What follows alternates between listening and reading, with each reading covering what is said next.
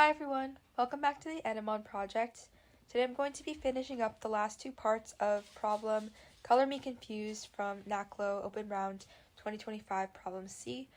We've already finished C1, so now we're just going to be going to C2 and C3. So we left off by figuring out which object each of the letters A through H refers to, and we have our answers right here. So we can go ahead and add those in right here for easy reference when we're looking at this chart over here. Okay, and now we can go down to the problem itself and see what it says. So for each language in the table at the bottom of the previous page, indicate whether its color words follow rules 1 through 5, yes or not, no, by filling in the bubble next to the correct answer. So basically, we just have to evaluate this chart and see if they're following the rules that we had to use, like these rules up here. So my strategy for this one is to kind of just go through each language and each rule and check if it follows it. So, for example, if we start with Cuerva and we start with rule 1, we see that there are two language terms that distinguish between A and B. So it follows rule number 1. For rule number 2, if it has at least 3, it uses different words for each of A, B, and C. Let's see if that's true. A, B, and C are all different, so that it fits rule number 2. If it has only 3, this is not true because it has nocunum, nansenum, isum, and aserum, so it has 4. It doesn't have at least 5, so we don't actually have to worry about this rule. And same with the next one if it has at least 6. So we can just check this last one. A language only has a unique word for G if it also has one for H. So we see that we don't have a unique word for H or G, so this doesn't really matter. For the second part, if it does not have a unique word for H, G will also share a word with at least one of A, D, or F. If we see what G is sharing with, we see that it's A, aserum, so we can say that it satisfies this 5th rule. And we can just check it off here. Moving on to Lele language, we'll start again with A and B being distinct, which is definitely true. And then we'll move on to A, B, and C being distinct, which is again true. And then for number 3, if it has at least 5, let's see if it has 5. It has 1, 2, 3, 4. So again, we don't have to consider rules number 3 and 4. We just have to look at rule number 5, where a language only has a unique word for G if it also has one for H. And if we look at H, it's not unique, and G is also not unique, so this rule doesn't really matter. And then the second part, if it does not have a unique word for H, G will also share a word with at least one of A, D, or F. And in the Lele language, G does share with D. So that satisfies the 5th rule, so we can check that off as well. For the language Akaina, we can double check again that A and B are distinct, true. And then A, B, and C are distinct, again, true. Now we might have a language that has 5 terms, 1, 2, 3, 4, 5, 6. So we're going to have to look at rules number 3 and 4. If it has at least 5, it distinguishes between B and D. Let's check that. B and D are distinct, so that checks out. And then the other half of that is if it has a unique word for E. So if we check E, we see that it's definitely unique, so that checks out.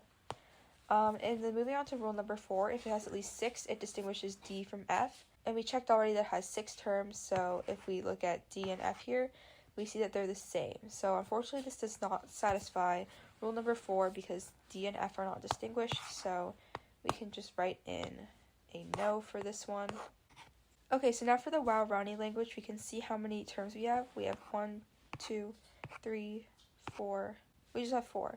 So we're going to be looking at the first 2 rules again, A and B. We see that Intamo is distinct from Maita, and rule number 2, that they're all distinct from each other and C. And then since we don't really care about rules 3 and 4, it has only 4 terms. A language only has a unique word for G, if it also has one for H, so it doesn't have a unique one for either, so it doesn't really matter. And then for the second part, H is not unique, so G has to share with A, D, or F, which is definitely true. We have a D shared with G right there. So Waorani definitely works. Now let's move on to Yukuna. So we have 1, 2, 3, 4, 5, 6 terms here. So we're using all of the rules. Again, let's just double check A and B. and C.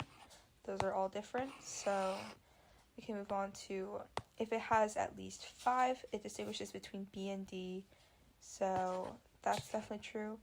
And it also has to have a unique term for E, which seems to be true here, so we can move on to rule number 4.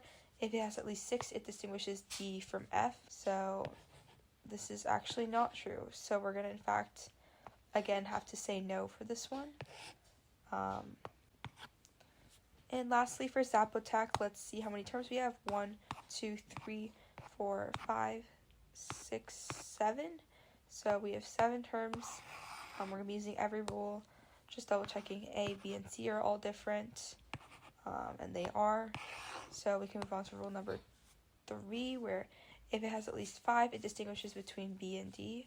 So that seems to be true. And for E being distinct, that's another part of rule number 3.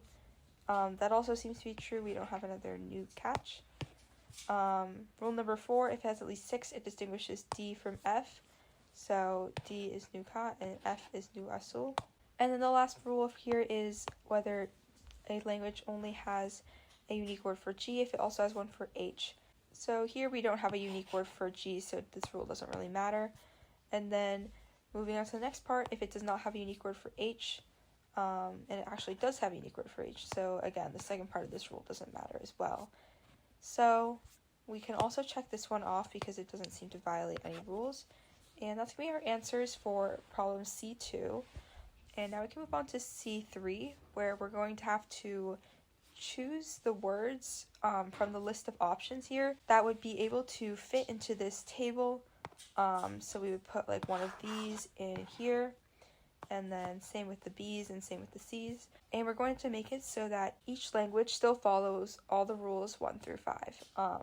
And we can choose multiple of them, but we have to select all possible answers. So to start this one off, I would just test out different options and see what would break the rules. In this case, we only have 3 words, so we're only going to be looking at rules 1, 2, and I guess 5. So again, we have to distinguish A and B, which is already done for us. So nothing we do is going to change that. This column right here is E, so we're going to have to just maybe think about that a little. But we also have to test whether it's different from C, so that also works. And then lastly, the final rule is about how whether if H is not unique, then G has to match with F or A, and we see here that it does. So for what could go in column E, there's really no restrictions on it because as we just checked, every single rule works with what we already have. So no matter what we put in E, it's not going to change any of it. Yeah, let's move on to problem B. So again, we have to check whether A and B are going to be different, and they are, as well as C. Because we have 5 words, we're going to have to distinguish B from D. So because of that, we can't put Nero in this slot, otherwise it would be the same as this B. So we're going to X out Nero. We don't really care about rule number 4 because there's only 5 word terms here. So moving on to the last rule, where if H is not unique, then G must share a word with F. This is already satisfied, so we don't need to worry about that.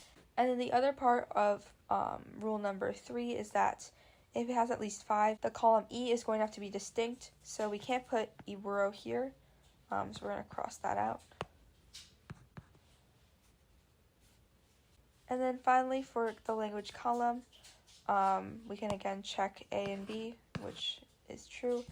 And C is going to be our one that we're testing.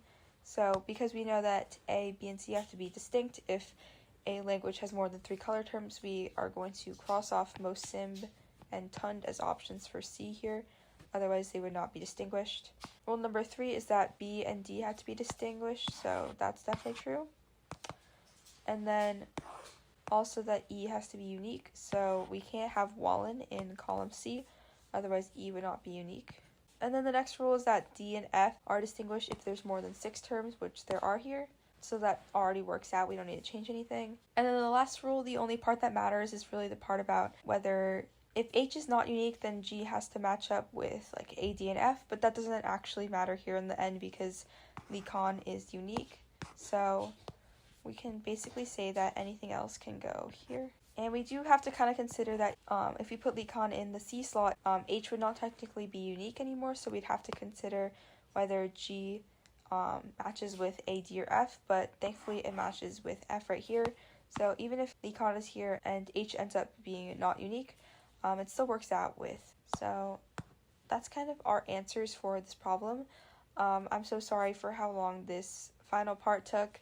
I definitely want to make more of these videos, as I know the competition is kind of approaching very fast, so I'm hoping that these videos are helpful as you're studying, and I'm definitely going to try to get in at least one more before the actual competition day, generally speaking, which was a request from a while ago. So yeah, stay tuned for that, and thank you so much for watching. I hope you enjoyed, and see you next time.